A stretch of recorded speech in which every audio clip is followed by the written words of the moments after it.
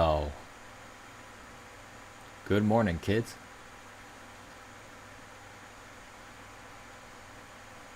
Welcome to another episode of The Abyss. And I am, of course, your host, The Eternal Abyss. Um, Sorry, I'm having a bit of a goofy echo. I need to figure out where it's coming from. um, it's completely throwing me off here. I don't have anything. No, boy. Okay. Well, first thing I've discovered now with this new software that I'm using. So I'm using a new software to broadcast and multicast to different platforms.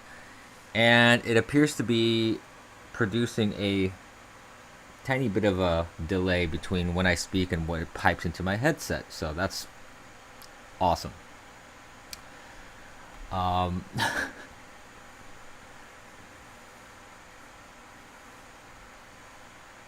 It's very quiet. Can you hear me now? Is it a little bit better now? Hold on, let me check my audio levels. Because I am... Test 1, 2, let's see. Is that any better?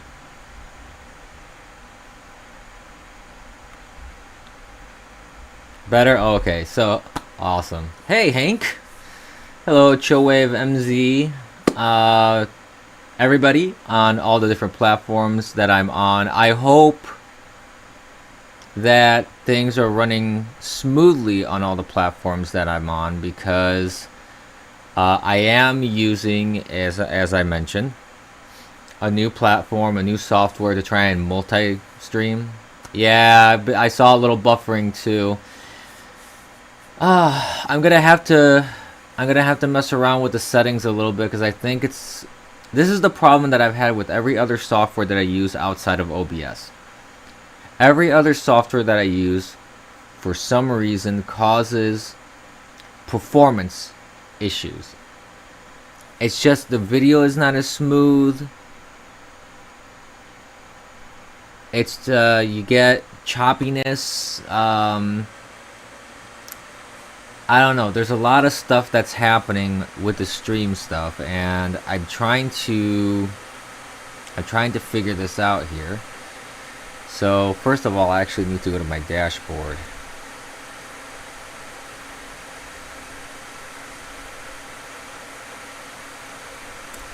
One sec.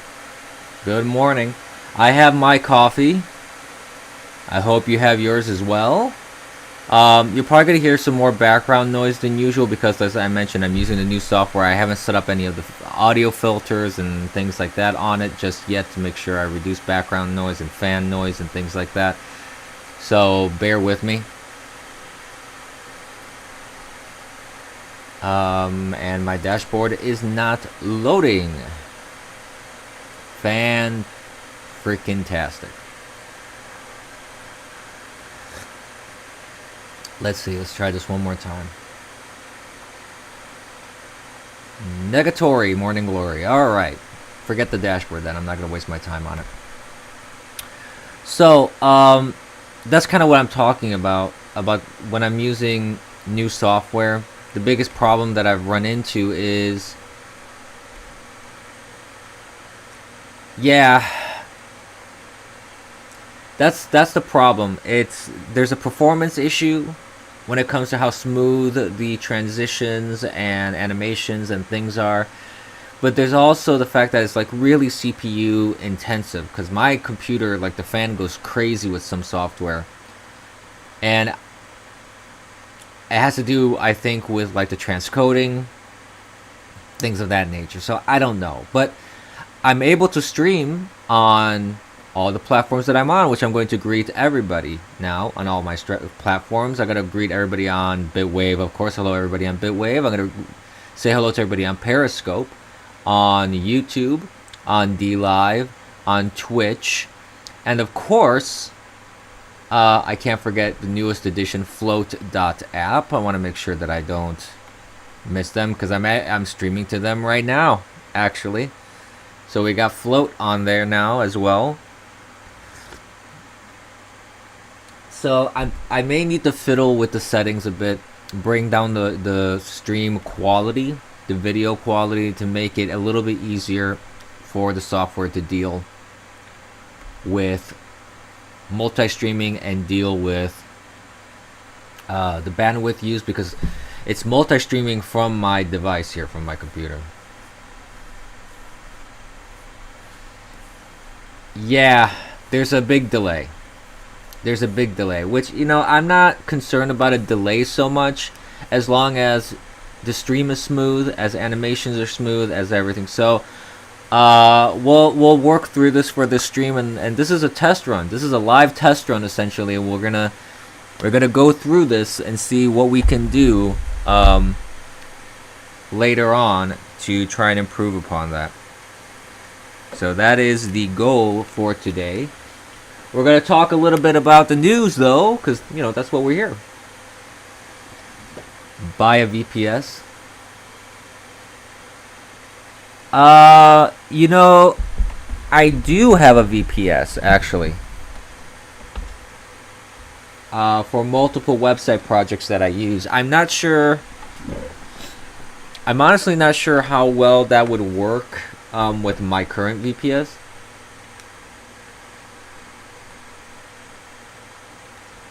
But how would I set up the multi-streaming on the VPS itself, though?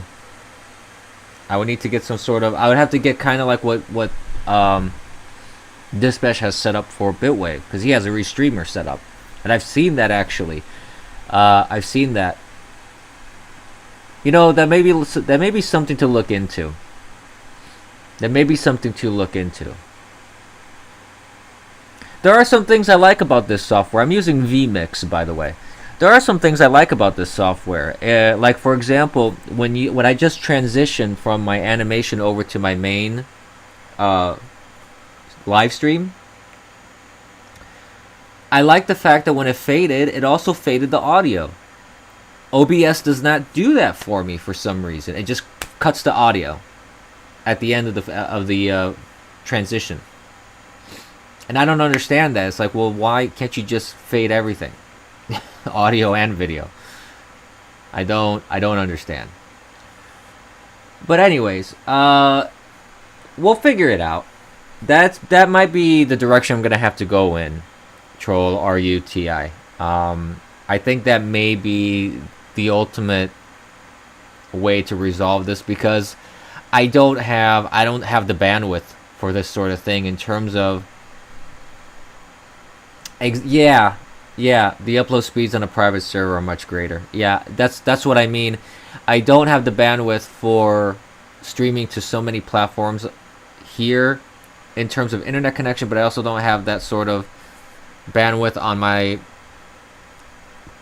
on my computer. It's very taxing on my computer what's happening right now, what I'm doing right now. Actually, the fact that it's pulling it off relatively smooth,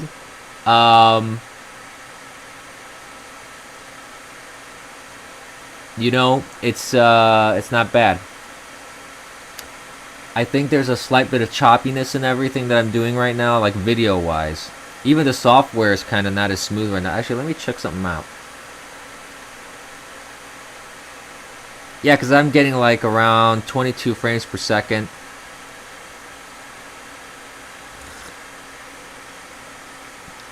Excuse me. GPU, CPU render time. There's let's see my overview here.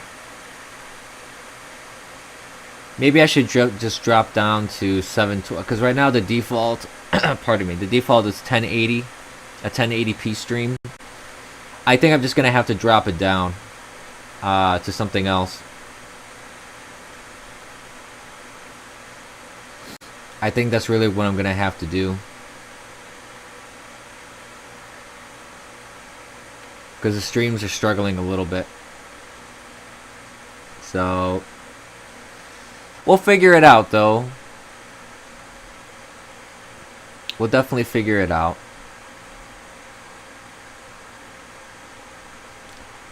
But anyways, let's talk about why we're here. Let's talk about what's in the news and what's in the political sphere and the political world and things of that nature. There's a few things that happened over the weekend, and again, I tweeted this, but I want to just say I'm sorry for missing the stream yesterday. Just completely missed the the alarm, completely missed my time, and by the time I noticed what was going on time wise, I was like, oh well, it's already way too late for me to start. So maybe I will moving forward, even if I'm much too late in my view. I think maybe I could still go on moving forward, just so I can, because I hate to skip an entire stream. Even if I go on for maybe 20 minutes or 30 minutes, maybe I can just do that no matter what. But we'll see. I'll have to think about that as well.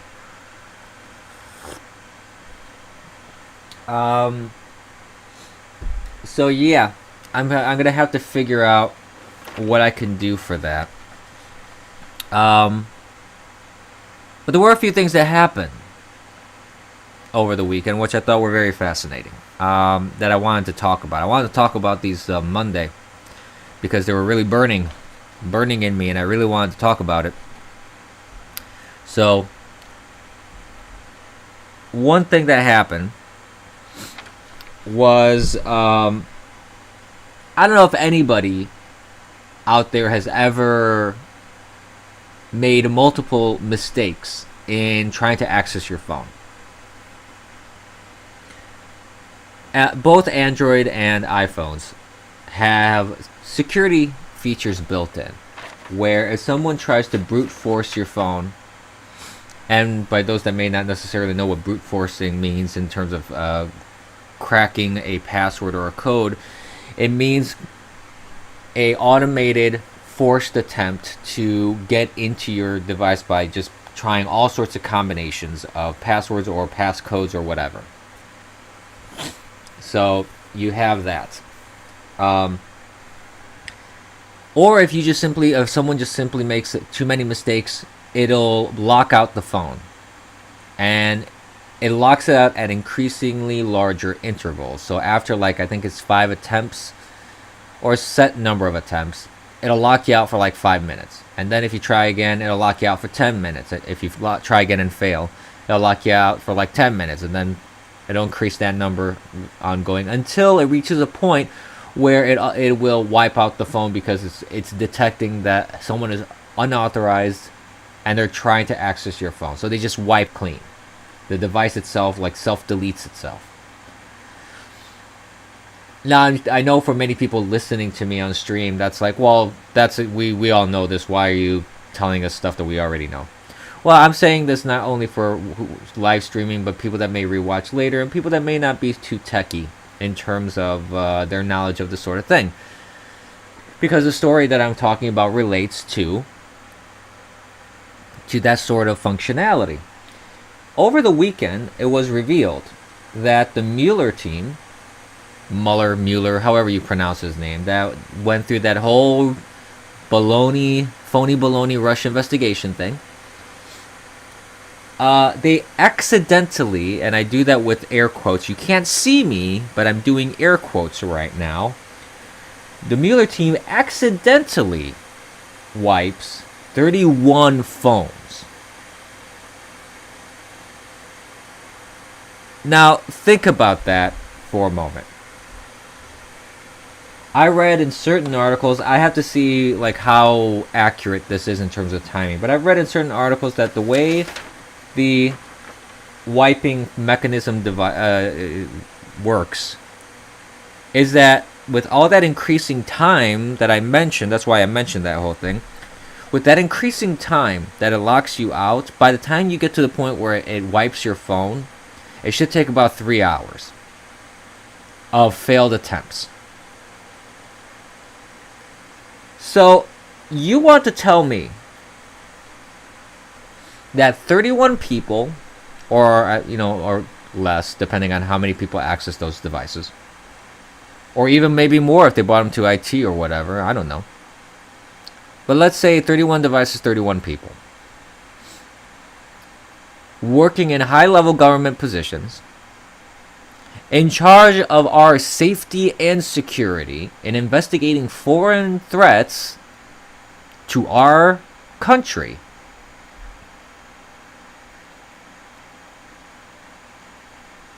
went through so many password failures and cannot even keep a password in their mind, a passcode that you just swipe, not even either the number that you punch in or the little sliding thing that you do with Android, or you can do that with Apple too, I think. The visual password. Or couldn't set a biometric thing just to put their thumb on the phone and it'll let them in. You want to tell me that these high government investigative officials can't figure that out and failed so many times and for 3 hours consecutively that they accidentally wiped 31 phones, especially when an investigation is ongoing into this whole probe of theirs, that these investigators, Mueller and his team, are being investigated for a soft coup? You want to tell me that it was just an oopsie? It was a gosh darn, we just done goofed. Really? Really? Well, that's what the media would have you believe. That's what these people would have you believe. Oh, we accidentally wiped 31 phones. Like Hillary Clinton's 31,000 emails that were just accidentally deleted, or they were just deleted, they were just things about Chelsea's wedding. Really? No big deal there. Yeah. That is horse pucky. That is grade A manure. That is bullshit to the nth degree. And people can call me whatever they want. They want to call me a conspiracy theorist. They want to call me, that I'm a biased right winger going off on stuff without any sort of evidence. I'm sorry. Like what else do you need in terms of evidence? This really doesn't raise any red flags to anybody. And I'm not even talking about the fact of what they did in terms of like trying to do a coup in our government, trying to oust a legitimately elected president, abusing their power, position, and taxpayer funds for this sort of thing. I'm not even talking about that. I'm talking about sheer competence. If this is in fact true as they claim it is, because let's say it's true. Let's say it was just accidental. Let's say that 31 people are grade A, idiots that need to walk around in helmets in the FBI. You want to tell me that that's what we have in our government right now running things?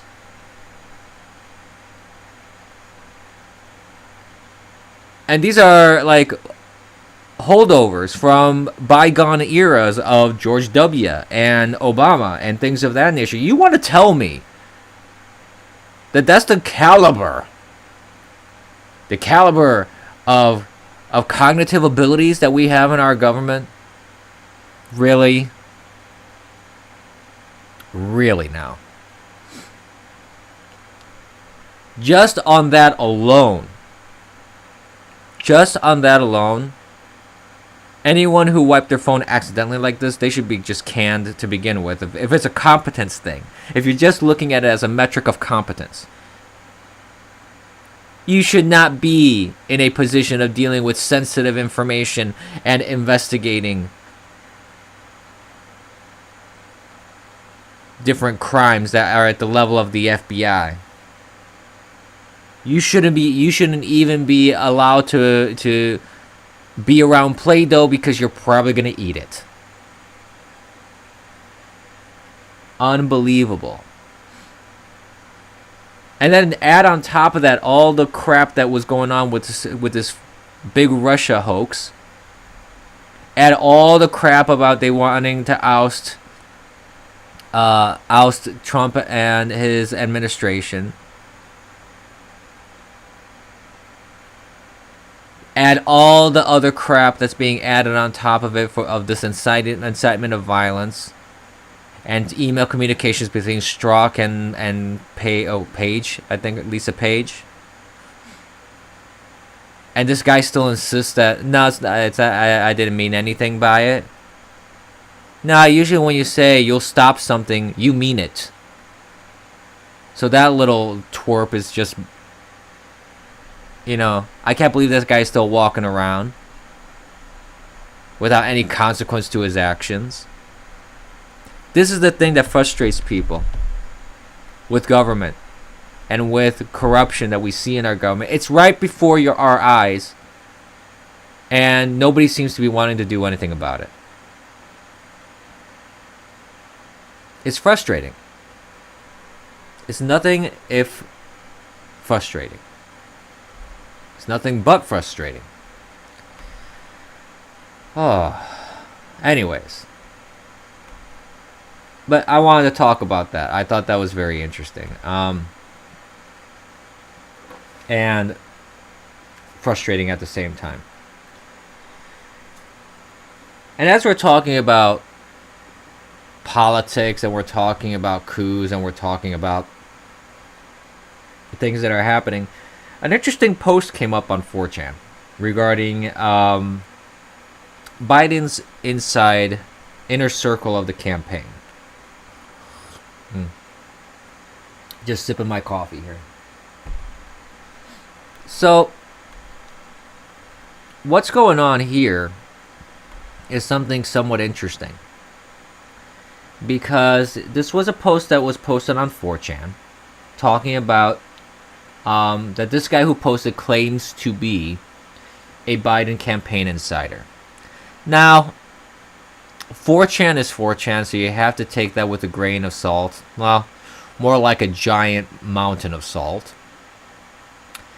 And you also have to take into consideration that even if it's 4chan and you have to take it with a mountain of salt, 4chan on occasion has produced verifiable information about certain things. So you can't just outright dismiss it, even though 4chan is basically the colon of the internet. But you can just look at this and just take the information for what it is. And see, if there are ways to verify it, see what you can figure out, and go from there. And go from there and see what's really the deal with this post. And the post that I want to talk about, I should have it saved here in my browser. If I don't, I'm gonna have to switch over to my phone to take a look at it, so please bear with me, because I've been saving stuff that I wanted to talk about. And let's see here.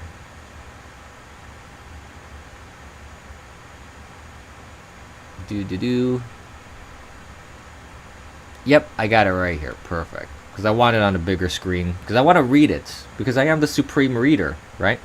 So I do want to read it to you. So there's a person, an anonymous person there on 4chan that posted this. He says, "I worked for the Biden campaign." This is what he says. Now I'm going to read through it pretty quick. Bear with me. And you tell me what you think about this. This is what I'm just going to go through this right now. And whoa, holy crap. I should not have put my weight on that. Okay. Nice. I almost knocked the whole giant thing over. So, this is what it says. "I worked as a low-level staffer for the Biden campaign HQ in Philly from July to the end of August. I am more of a Bernie guy, but I thought I should do whatever I could to defeat Trump, so I joined up. Eventually, I became so disgusted with what was going on, I had to leave. Some of this I experienced. The juicier bits are things my, in parentheses, now former, close parentheses, co-workers told me, so take those bits with a grain of salt. 1. The whole campaign is extremely paranoid about leaks getting hacked. If I were to publish the email chains I got, you'd see about 1,000 messages saying, please see me or meeting at 10 a.m. No one wants another DNC hack situation, so no one puts any real information in emails or texts. Even with COVID, in-person meetings are the norm. They don't want to do anything on Zoom either in case someone records it. Everyone is suspicious of each other, and nobody likes to give specifics on anything. It was frustrating. 2. All of the Bernie Bros jokes about being another Seth Rich. With the paranoid atmosphere, some of us would make comments about ending up like Seth. None of us really believe the conspiracy theories, except for one weird older guy who was convinced that Malcolm Nance murdered him. His evidence? Nance made some cryptic tweets about punishing the hackers the day before Seth was murdered. And the deed was done less than a mile from the Intelligence Museum in DC that Nance owns. I didn't buy it, but I can't say I wasn't intrigued by the coincidence. 3. There are people whose job is to digitally de-age Biden for political ads. If you saw a recent speech of Joe,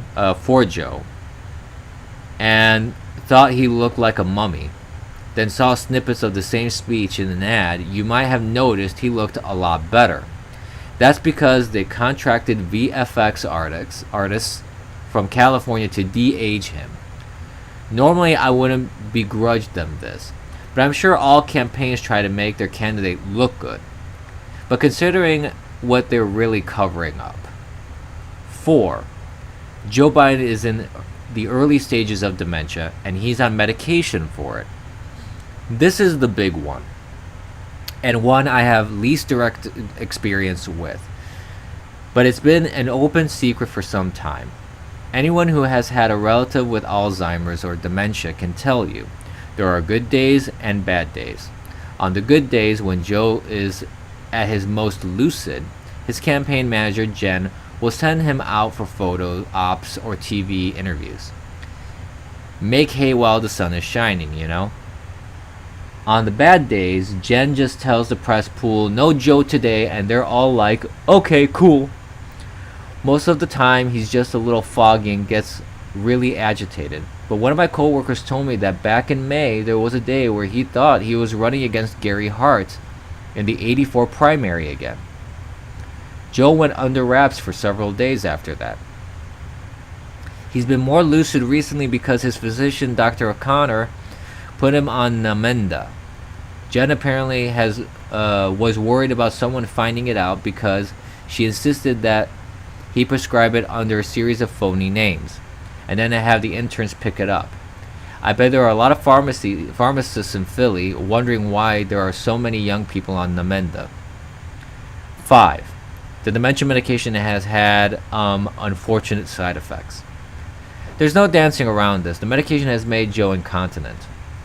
Though his good days have increased dramatically, he can barely get through a press event without running to the bathroom. That's why he didn't take questions after announcing Harris as his running mate. They weren't afraid of the questions. The press loves him. They were afraid he was going to piss his pants on camera. Lately, Jen's been having closed-door meetings to discuss which brand of incontinence pads would be best to purchase. Seriously, a group of paid staffers sat around and discussed which brand were the least visible and least likely to leak and wouldn't audibly crinkle. That's around the time I left the campaign. I can't be a party to this sick game anymore. I never really liked Joe Biden, but he deserves better than to be thrust into the public eye when he should be in memory care. His wife should put a stop to this, but she's way too excited about being First Lady to care about her ailing husband. So that's the post. It's actually 3 posts that someone put together in an image here. So, as I said, take this with a grain of salt. I'm not sure I entirely buy the entire thing as legitimate. But it does kind of reflect a lot of the things that people have seen in terms of Biden's behaviors, and there is some level of detail there that makes you scratch your head and wonder a little bit, like, how much truth is there really in that. Excuse me, drinking some coffee here. I mean, about the being paranoid about the hacks, that seems like something that would be legitimate. The whole DNC hacks that happened in the 2016 primaries and election cycle there, that was a nightmare for the Democrats. That was a big problem for them, and a huge embarrassment. And I'm certain that they don't want something like that to happen again. So it makes sense that they would do something like that, as according to that post, assuming it's true. It would make sense. The fact that Joe's appearances on camera, or appearances in general, have been shorter generally, or at least with more breaks, would also fit the fact that maybe he is incontinent. Who knows? I don't know. And I'm not claiming that the post is true. But I have also seen that there is a big effort to clean up his physical appearance as well. Like, there was a clip from The View. There's so much makeup on him, it's like it looked like almost a completely different face. They're trying to hide his age spots and things like that. So Joe is an older guy. All right, there's no getting around that. The guy's gonna be like, what, 77 when he goes into office. He's an older guy. I'm not saying that Trump is a spry green, grasshopper here, but Trump definitely has shown to have a certain level of energy and spring in his step and sharpness. The thing with Trump is, like, he has so much going on right now in his head, and all the time he's like a stream of consciousness, and that acts a lot, on camera. Not acts a lot, but what I'm trying to say is this: when he's on with anybody, speaking to anybody, press, camera, meetings, things like that, he's a stream of energy and consciousness, that's just going. While Joe struggles to even keep his thoughts coherent and threaded together. So I think that, drinking some more coffee, there may be some truth to that post. I don't know. I being 4chan, I have my doubts about that. I think it may be just a troll post, but you never know. And I'm just saying, generally speaking, with the stuff that you've seen, that Joe has done on camera, that he right after he announced Kamala Harris, he just escaped. He didn't even take a question. Interviews and such, I don't recall any recent interviews where he stayed there for an extended period of time. I mean, you don't see him doing anything for long periods of time like Trump does. So again, I don't know if it's true, but it does make you kind of scratch your head and wonder a little bit.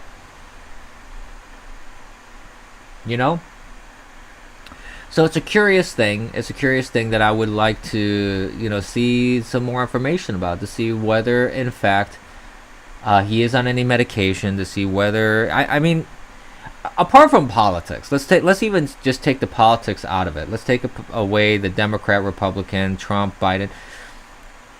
Let's just eliminate all the names and letters after the names and things of that nature, and just look at this from a purely objective, or as objective as possible point of view.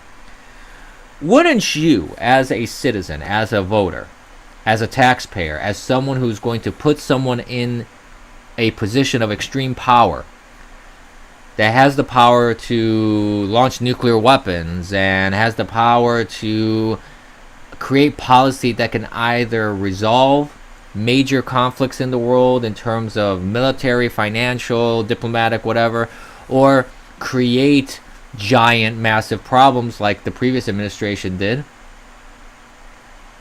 with Obama, basically dismissing ISIS, for example, and enabling its growth indirectly through its terrible policies. You would want to put someone in that position that is clear, lucid, ready, coherent. I think it would make sense, would it not? And wouldn't you as a citizen have a right to know if someone has dementia? Wouldn't you want to know if this person is sick and has something that will create a cognitive decline in capabilities?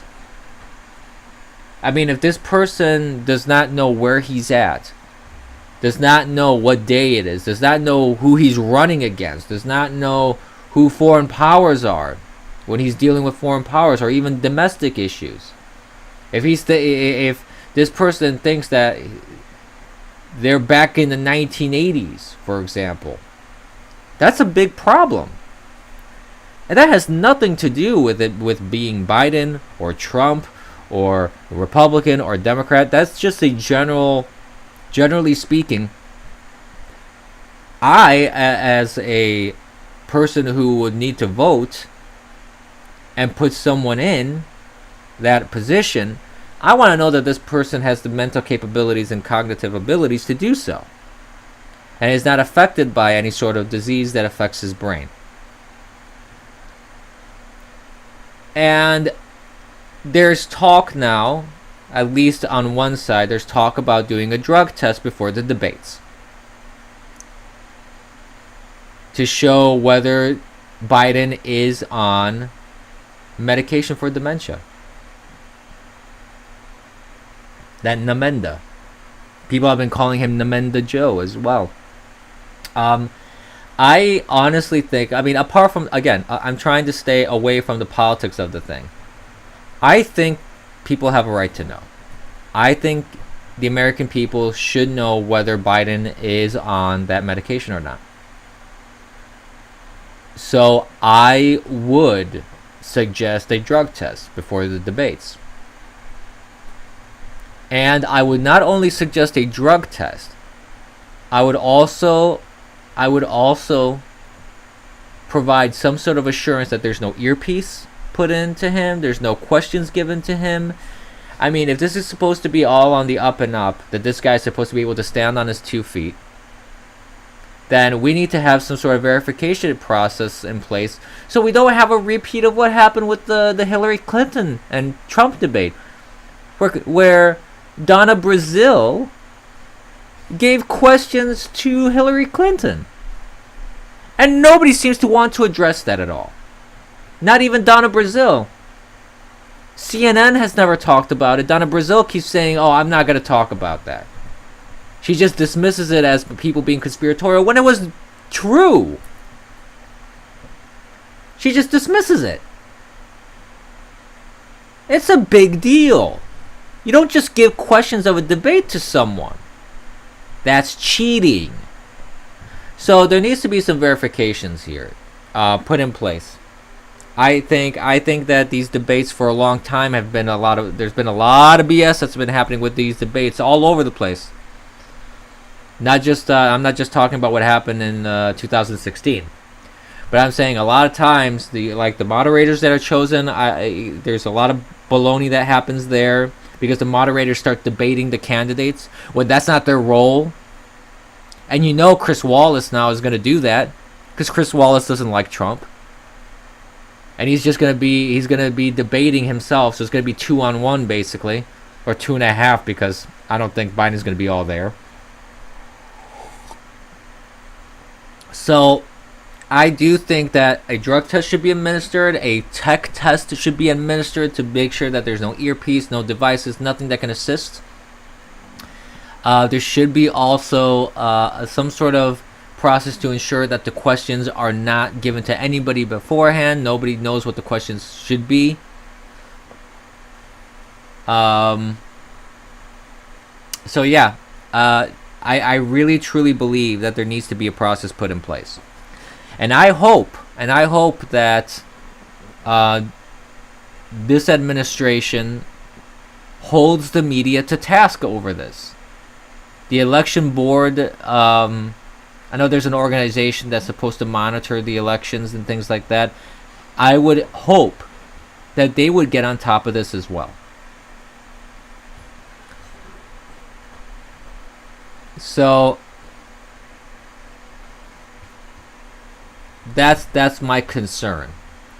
And since we're on this topic of Biden being possibly goofy in the potato head there that he has, there is another thing that happened today, or like yesterday and today.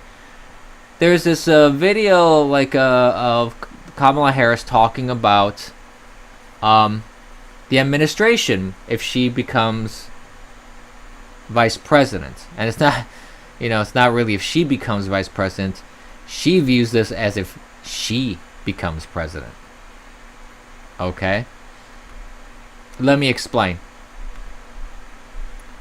So, Kamala Harris talks about a Harris administration with Joe Biden. The media is portraying this as, oh, it was just a misstep, it was a gaffe, she just misspoke. People on the right are going, we've been saying this for a long time, that no matter who Joe picks, Joe is going to be then declared incompetent or whatever,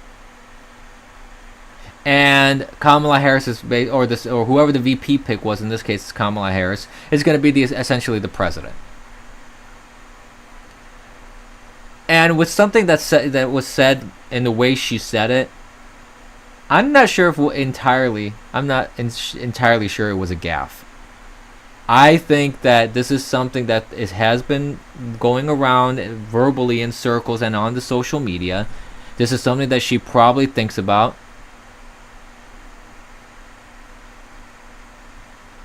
So,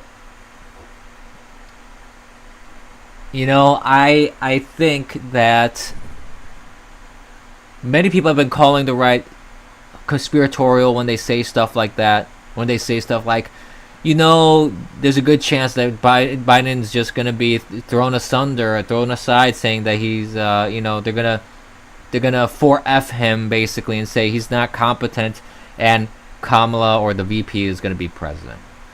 They've been calling the right conspiratorial when we say stuff like that. I've said stuff like that as well, because I don't say that it's a sure thing. I say it's definitely a possibility with the way things are going.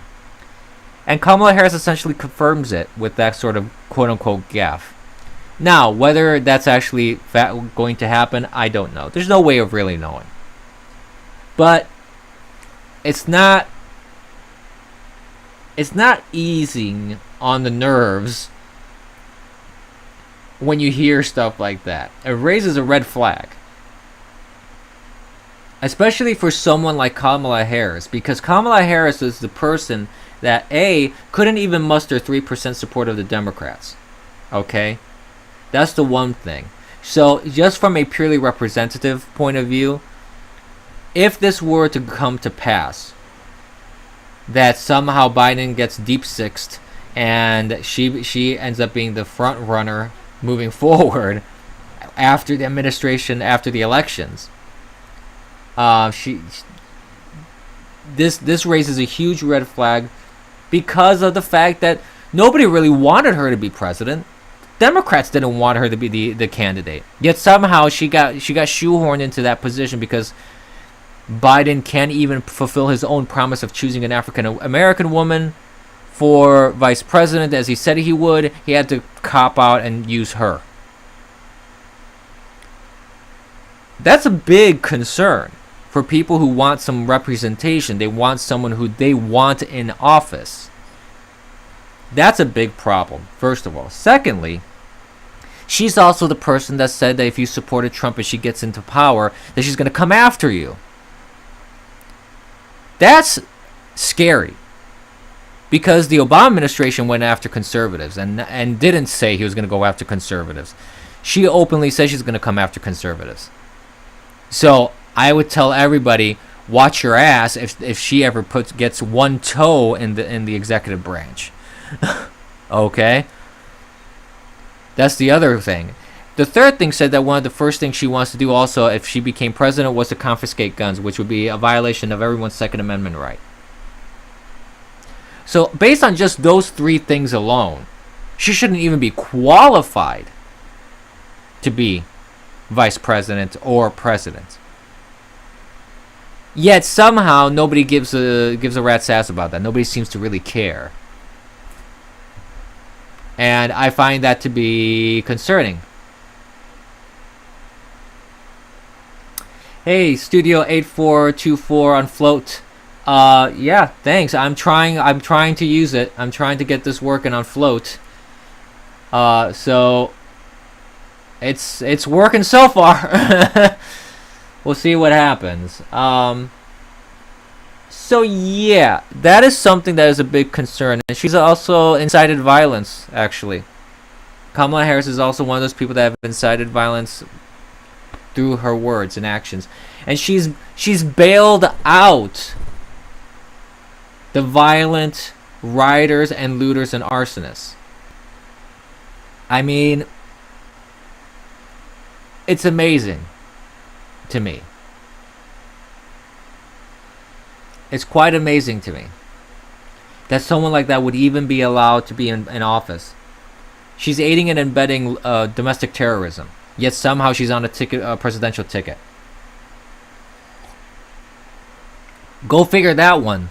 Welcome to 2020. And speaking of domestic terrorists, I don't know if you ever heard of this reporter, quote-unquote reporter, called Josie Huang.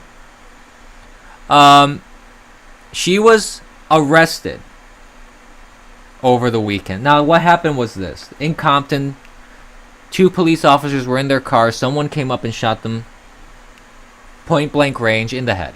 Both of them. Runs away.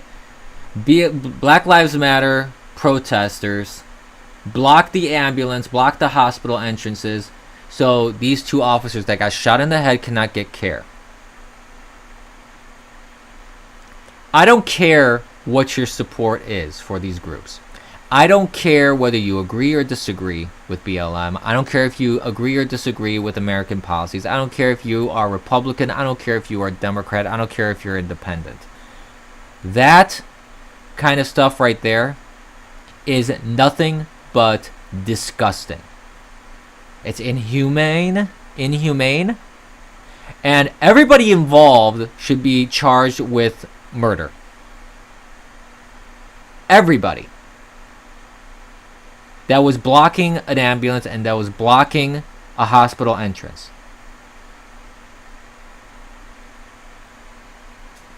Or at least attempted murder, whatever the appropriate charge is. And this reporter, who's an NPR reporter, mind you,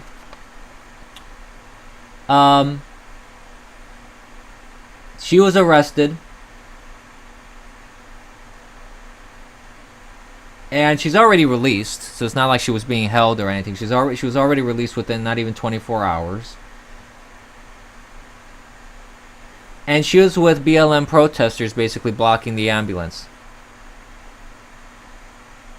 Now, I don't know exactly what her involvement is in that, but there shouldn't be any reporters protesting. If you're there in the capacity of a reporter, you should not be protesting. And the fact that NPR has this person on their payroll, and the fact that NPR's payroll comes from taxpayer money, that is ridiculous. That is nothing short of disgusting. NPR should be defunded, period. There's no debate about this. If NPR wants to act as an activist group, then they'll need to fund themselves. They don't deserve taxpayer funds for their operation. Period. That's it. Nothing more, nothing less.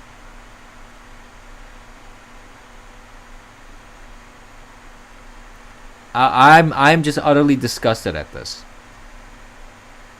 And this is why I say that Antifa and I say that Black Lives Matter are domestic terrorists. Because they do shit like this. They celebrate people getting murdered. Ever since 2014 or 15, whenever it started, under the Obama administration. You had riots in the street. You had BLM saying, pigs in the blanket, fry them like bacon. What do we want? Dead cops. When do we want them? Now. Official BLM people. And back then they were rioting and looting and setting stuff on fire. And speaking of BLM people, there's also some BLM people and Antifa people that have been arrested setting fires out in Oregon and Washington. You know, there's been this big push saying that all the fires that are happening out in California are caused by climate change, quote unquote. Well, it's interesting that climate change comes in the form of a lighter. And a person connected to that lighter lighting stuff. This is ridiculous. We're living in a clown world. And people like myself are getting really freaking tired of this. I mean, when does it stop? When does it end? This is ludicrous. This is ludicrous. There are things that can be done to minimize this sort of thing. I don't think you'll ever be able to completely eradicate it, but there are ways for you to eliminate it.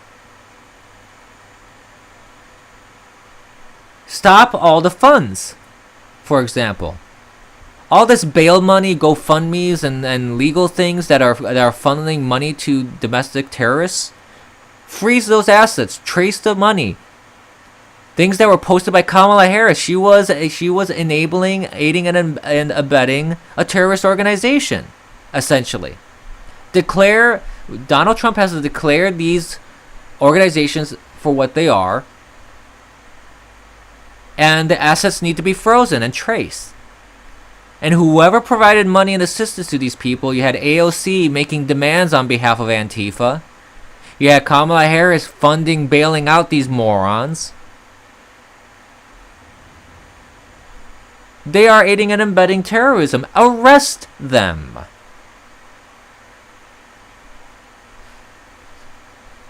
They are directly responsible for their actions. And they are directly responsible for the actions of these organizations that are burning buildings, killing and hurting people, setting stuff on fire. When you aid these people, you are directly responsible. Period.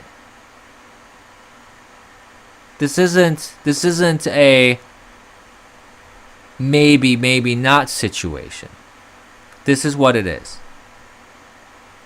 And I would also fine the media heavily for encouraging this sort of behavior as well. It's really telling that you have people in politics that are suddenly condemning violence, and not even specifically because they're still not addressing Antifa specifically, and they're still not addressing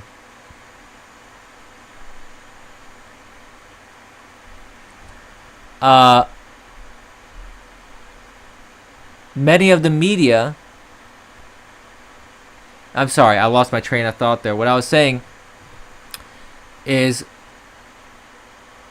that these politicians were encouraging violence until polls went in the opposite direction.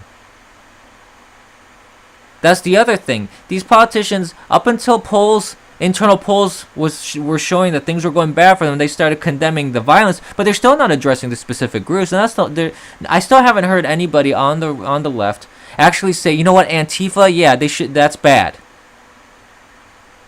BLM, yeah, that's bad. They shouldn't be doing that.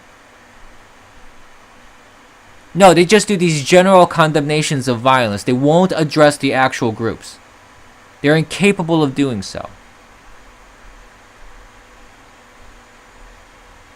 They won't. They just won't. Let me read something here in chat real quick.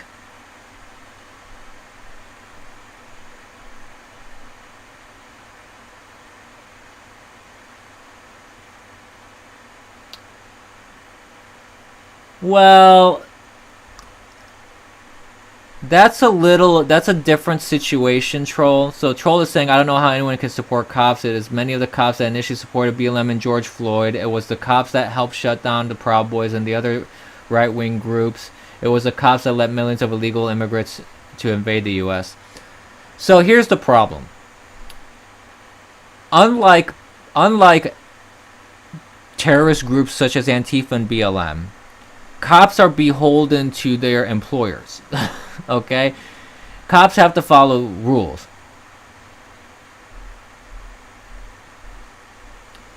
So these people are trying to follow the law and trying to follow their job, and they don't want to lose their job because that's their livelihood, okay?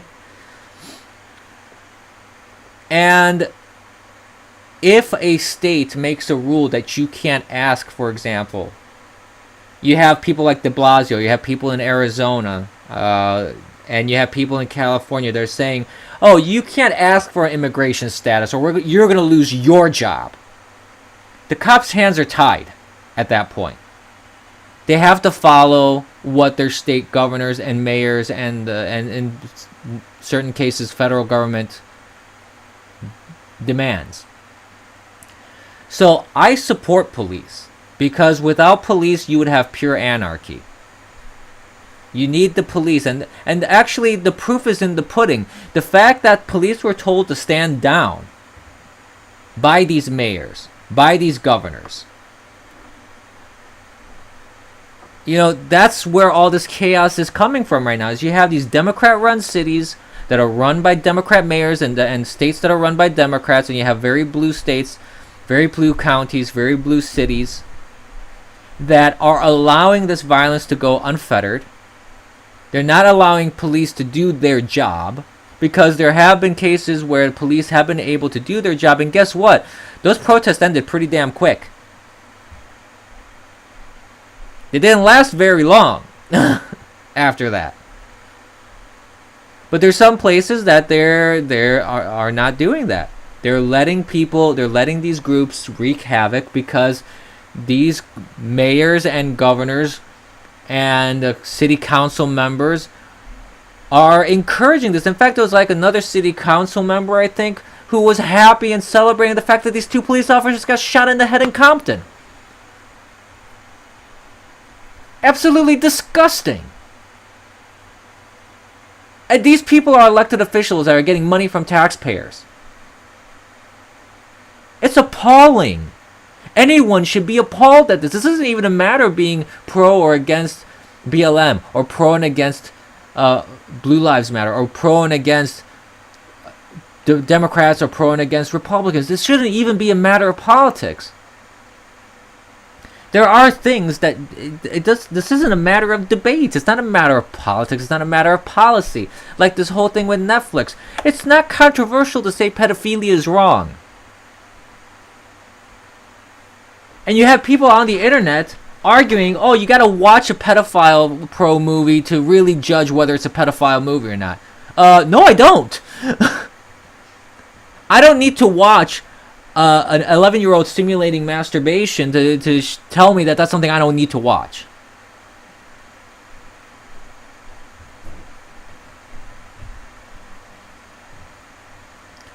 Well, they're beholden to their employers, which is the city, state, and in some cases what federal rules come down to that affects the state and local level. Unfortunately, the police have their hands tied in many situations because they are just trying to do their job. When they're told to stand down, they have to stand down. because they opened the police station to liabilities. They opened themselves to danger. They opened their team and comrades, other police officers, their brothers, in arms. There, they also put them in danger if they act out of line. So it's a crap situation for police officers when they're told to stand down, because what are you gonna do if you're in a situation where if you act and do the right thing, you're gonna lose your job and livelihood, and you'll never be able to become a police officer again, most likely. What are you gonna do in that situation? It's difficult. It's a difficult choice to make. And it's even harder when you have emotions running high, because like I would not be able to sit idly by if I had the power to do something about it. Like if I was a police officer in a riot line and I had something that I could do, I could go and arrest people that are wreaking havoc.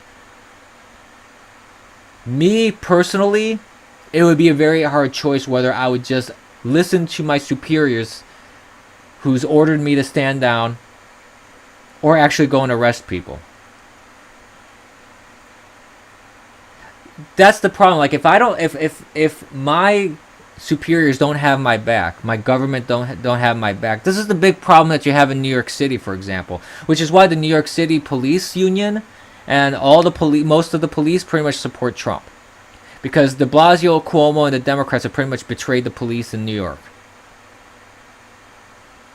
They don't support them. They don't give them resources. They cut their budgets. They're putting them in danger. It's a crap situation for police right now. People don't realize how much danger police are in when they got to do their job and they don't have the resources. They don't have the support. Their hands are tied left and right because of political reasonings and not on the ground, pragmatic reasonings.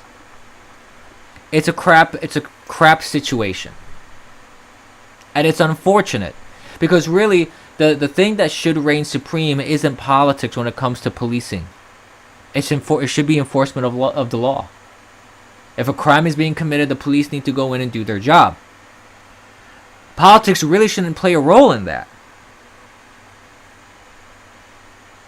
Yet, for politicians, it doesn't matter.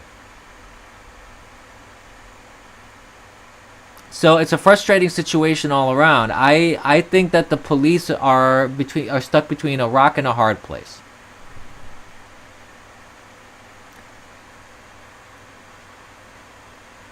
And it's a bad situation for them.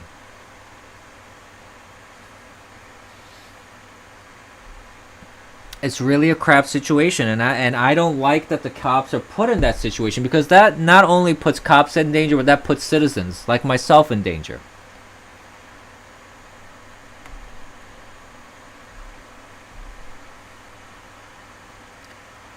So that's really what it boils down to.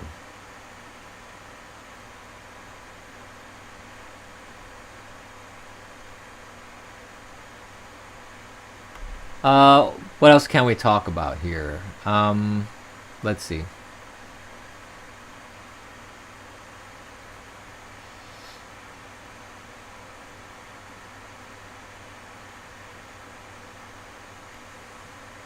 Apparently, Michelle Wu is saying she's running for the mayor of Boston. That's something else that's happening. She was a Boston City councilor. I don't recall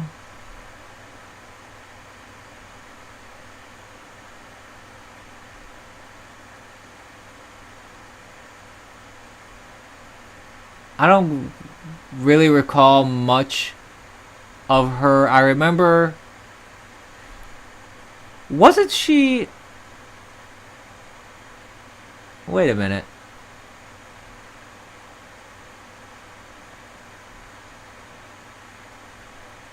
I remember that she came up in the news because she did something like incredibly stupid.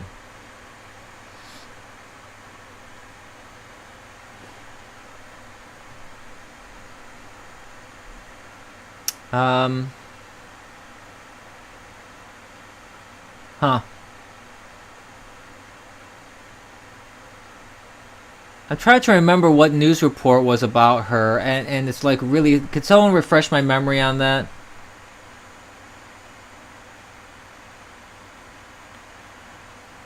Um, to answer your question, Troll CMNO and Zero, if I believe in police reform, the police. Well, the thing is this: you say that they are routinely failing. There's something controversial. She did something really dumb, Michelle Wu. I can't remember. I'm gonna have to look her up again because, I don't really particularly care. So I'm gonna. It didn't stay in my memory. Pass. But anyways, the point is this. Um, I believe I'm a pragmatic guy. Okay, I'm the kind of person that I want problems resolved. So if there are problems in policing, I don't have an issue with examining how policing is done and keep improving on that, improving on training, improving on equipment, improving on everything. I don't have an issue with that. A lot of the problems that I see in police work and the failures that happen in police have more to do with how police are run at the administrative level, at the political influence level, at things like that. When you have people like mayors, I choose New York a lot because De Blasio is just such a blatant example of how bad a mayor can be, and how bad his relationship is with his police force, that they turn their backs on him during speeches. That just goes to show you like how crap this guy is as a mayor. So I don't like to categorize it as police reform, because police reform generally, when people say that word, they're meaning police just on the ground doing the work that they do. That's what they talk about when it comes to police reform. I think the reform that needs to happen has much higher level. It's not just what cops are doing when they're stopping someone, or how they're doing a hold, or how they're arresting people. I think that how the administration of that police station, how that community works, how the city runs its police, I think that it makes a lot of sense to look at problems and find solutions. Remove politics from the equation. Politicians really need to get out of that, because they're not there on the ground. They haven't received the training. They don't know what it means to try and capture a perpetrator who may or may not have a weapon on them, and you don't even know that. So I think there is a lot that happens in police work that just is not reflective of the reality on the ground.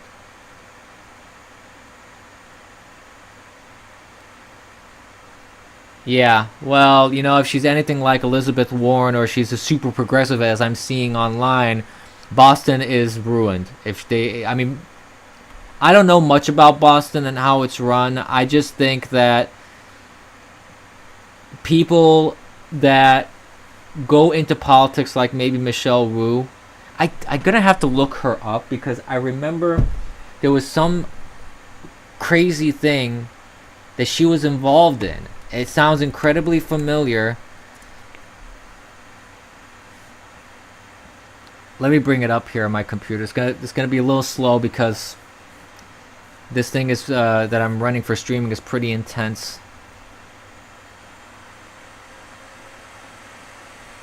She is a member of the Boston City Council.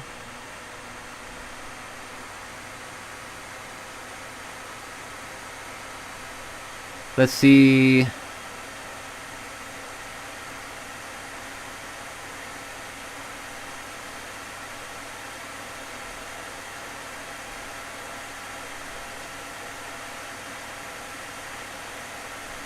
She's another AOC, it seems. That's who she is! Holy crap, I knew I remembered her from somewhere. She's the Airbnb chick. Isn't she the Airbnb chick that was that she said that people were acting racist against her and it wasn't even true? She was on video blubbering and crying. Wasn't that her?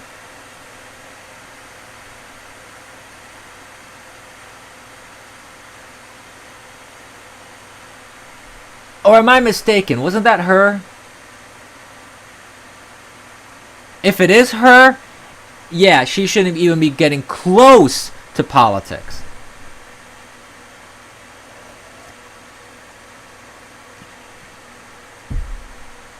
If that is indeed her.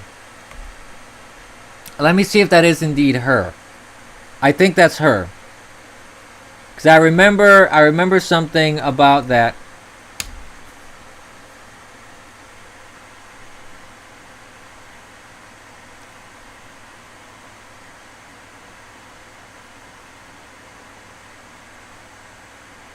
Let's see.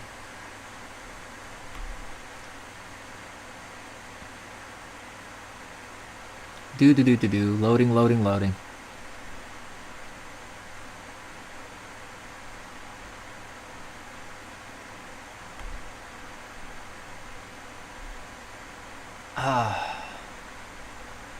Go away, I don't want to see that.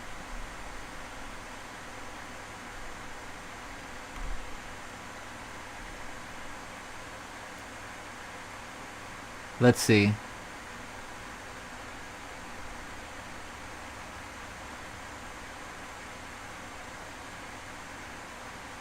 No, that must have been some other person. But she's had big fights with Airbnb. Not that I really care, because Airbnb is a crap company to begin with.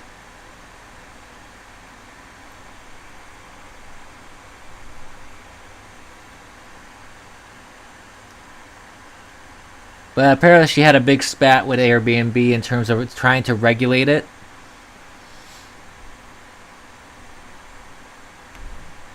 Maybe she wasn't the girl that was claiming that people were being racist. Well, on her Wikipedia it says that she's she's connected to Warren.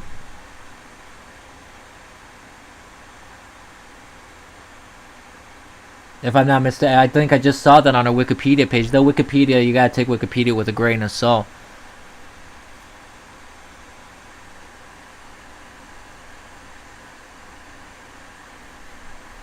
I can't remember. I'm gonna have to do some more research. Let's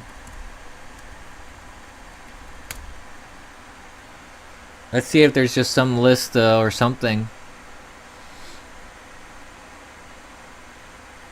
She's also a big supporter of the Green New Deal, so that's already a big problem right there.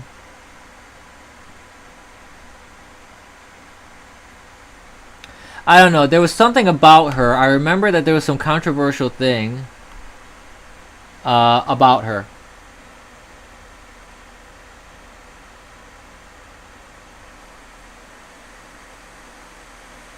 So I don't know. I remember that there was something that involved her. It was controversial. I can't think of it right now. I don't think it was just the regulations on Airbnb. So I don't remember off the top of my head. But in other news, I don't know if you've heard that Trump was nominated for a second Nobel Peace Prize for his work with Kosovo and Serbia, if I'm not mistaken. So now there's 2 nominations for 2 Nobel Peace Prizes. On top of that, this was breaking a couple days ago on the 12th. Afghanistan is warring. It's not warring. Afghanistan's warring sides start negotiations in Qatar for the first time aimed at ending decades of war. So there's even potential peace in Afghanistan now, thanks to the efforts of Trump and his administration. Wow. Amazing. And speaking of Trump, last thing, we'll do this one last bit and then we'll end the stream, because we've been going on long enough, and I think this is a good test run on whether this streaming software works well, and I think I may stick with it. I'm gonna have to fiddle with the settings to make the stream smoother though, and less intense on my computer here. And I'm gonna have to look into that option of just shooting everything to a VPS and let the VPS handle the restreaming. We'll have to figure that out. But anyways, I just want to say this last bit that you have, well, two last bits I want to talk about. So there was a proposal of saying, hey, how about a 4-hour debate? Joe Rogan is the moderator. 4 hours, Rogan, Joe, and Donald Trump. How about it? Donald Trump said, hell yeah. He'd be more than happy to do it. He's willing to do it. He's good for it. No response from the Joe Biden side. I haven't heard anything about it at all. And this just came up in the news, actually. Hold up. Let me bring this up. Crazy Nancy is trending, so let's look and see why. But another thing that was interesting is now you have, like, going back to the arson stuff, I mentioned that people are being caught that are lighting fires. Yeah, there's already 5 people being caught in Oregon. Like, well, not all 5 in Oregon, but one is arrested in Oregon. That makes it up to 5 at this point. So you have 5 people setting fires on the West Coast. Climate change. Oh, yeah. But let's see why Crazy Nancy, excuse me, Crazy Nancy is trending here. So you have the CNBC host Jim Cramer. He's calling Nancy Pelosi Crazy Nancy during a live interview? Really?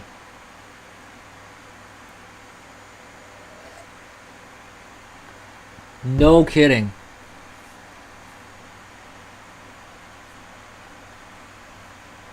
I'm gonna have to listen to this and see why. Hold up, let me see if I can get the volume up. And see if I can hear what's going on. Hold on. Time to boomer up my stream. Give me a second here.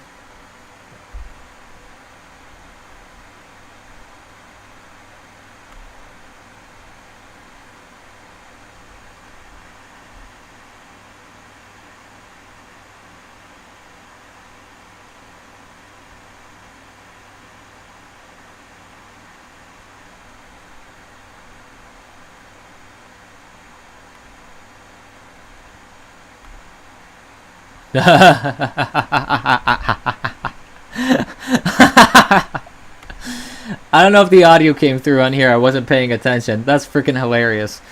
That was quite the Freudian slip, I think. Oh my goodness. Oh my. Anyways, I think that we're at a good point here for ending the stream.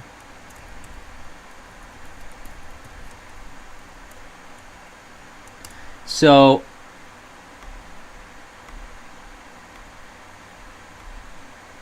we're going to do that now. Before I end the stream, though, thanks for the patience with working through these technical glitches right now. We're going to try and work this out and see how we can make things smoother, more frames per second here without dropping so many, and just having a better experience overall for everyone. And I want to thank everybody for watching here, and of course I want to do some shameless self-promotion. If you haven't noticed, there's a couple changes in my description. I do have an Ethereum address there now, so if anybody wants to provide any sort of support via cryptocurrency, you can do so. That's in the description now. You can also buy me a coffee. I have that set up at the coffee website for creators. So, hey, buy me a coffee if you can, because that's what we do here. We drink coffee. We talk about the news. And if you want to support me just with the old traditional cash, that's streamlabs.com/theeternalabyss. Any level of generosity is appreciated. But honestly,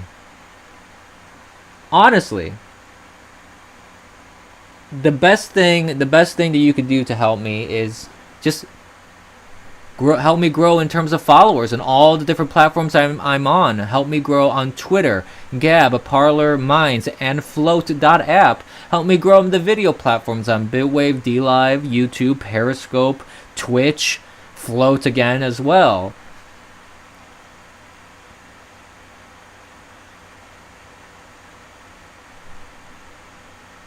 So I would appreciate that. I appreciate anybody that would help me grow. That's really the best way that you can help me. If I have a greater viewership, if I have greater following, that is really the best way to help. And in order to even help production, the more people that watch me, the better. It will be worth investing more if I have a larger audience. So I appreciate any level of generosity in terms of any sort of cryptocurrency, lemons, cash, whatever. That's not too important to me, though. The more important thing is growth. I think it's better to spread the word than worrying about the financials of it, at least at this point. So I want to say thank you, and I appreciate everybody listening. I definitely will probably do a special debate stream, whatever the time is for that, whatever the day is. I will probably try and stream and do a live commentary over, do a viewing party, for sure. For sure, I definitely would want to do that.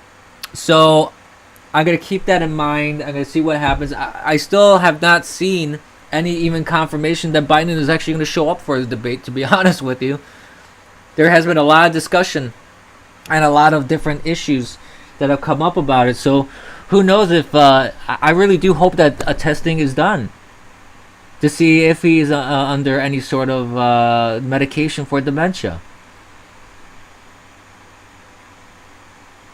So we'll see what happens with that. But we're going to call it a day on the stream here, guys. Thank you, everybody, for watching. I really appreciate it. And remember, kids, don't be complacent. That's the worst thing you can do. Don't be complacent. Follow, share, help me out, and have a good day. We'll see you tomorrow.